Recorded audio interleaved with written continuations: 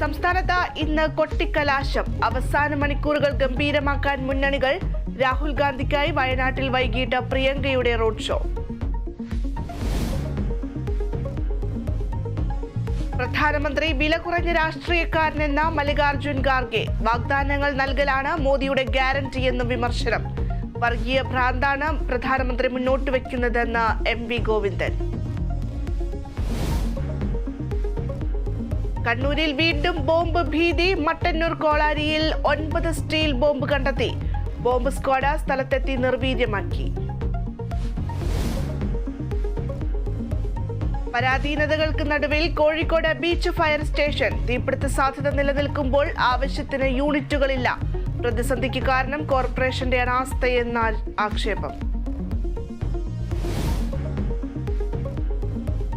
യമനിൽ വധശിക്ഷയ്ക്ക് വിധിക്കപ്പെട്ട നിമിഷപ്രിയയെ അമ്മ ഇന്ന് കാണും.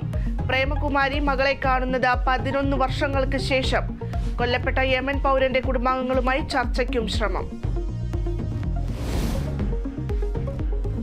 IPL-ൽ ഇന്ന് ഡൽഹിയും ഗുജറാത്തും നേർക്കുനേർ. മത്സരം രാത്രി 7:30-ക്ക്. ഡൽഹിയിൽ പോയിന്റ് നില മെച്ചപ്പെടുത്താൻ ടീമുകൾ.